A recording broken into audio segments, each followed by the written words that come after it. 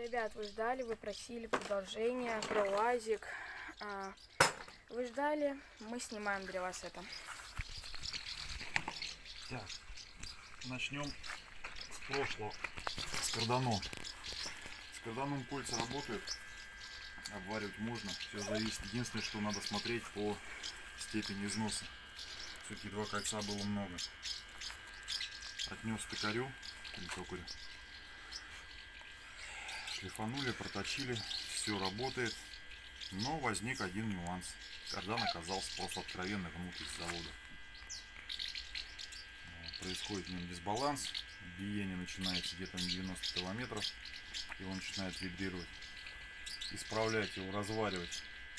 Опять переваривать, выправлять и балансировать. Получится не намного дешевле, чем купить новый.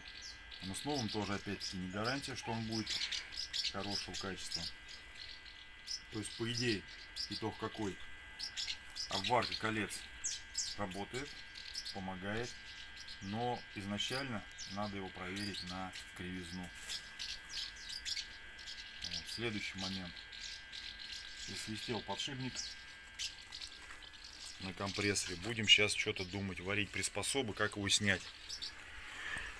Крыльчатку пытался снять, не получается, долбил, весь удолбился, так я ее не снял, крыльчатку. Так я ее не открутил, кожу снять не могу, потому что не могу снять крыльчатку. Долбать я ее дальше не стал, дабы не творить чудес. Будем сейчас думать что-то здесь, варить какие-то приспособы, съемнички выдумывать. Надо снимать вот этот фланчик. И то уже по ходу ударил по резьбе, гайка теперь опять на место не закручивается. Так, ну пока на этом все. Будем дальше думать.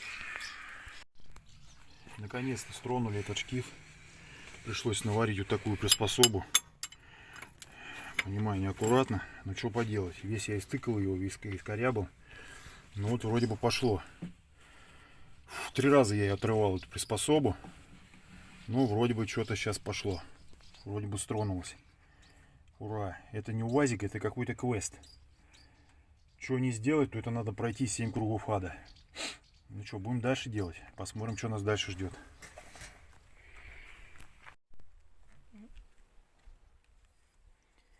Так, ну наконец-то сняли. Пришлось помучиться. Вот такую штуку приварили. Надо будет потом все это дело срезать, чистить. Аккуратненько, по-другому никак. Шлицы закисли. Начали снимать, а там, оказывается, есть такое кольцо Зигера.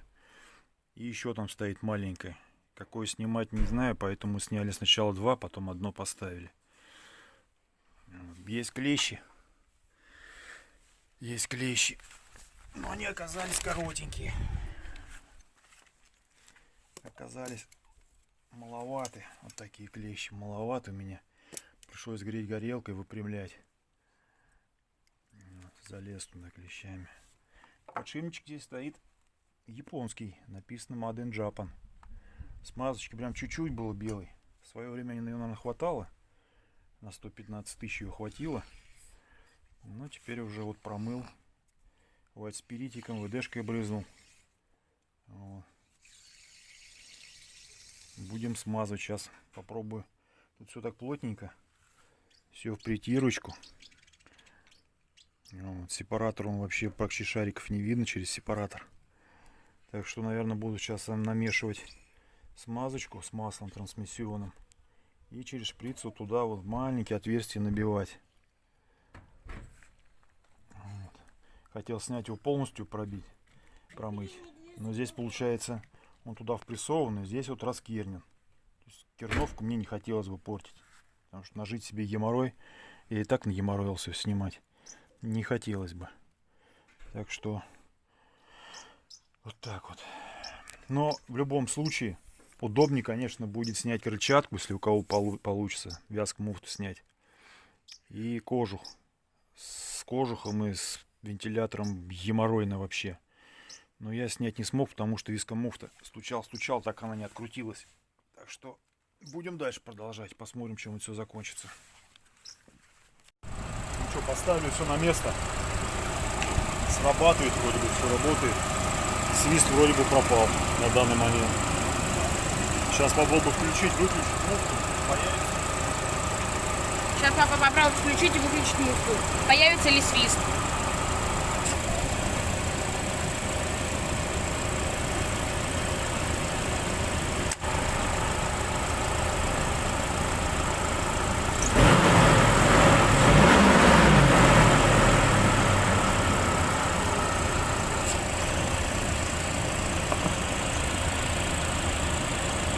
Как видно, свиста нету.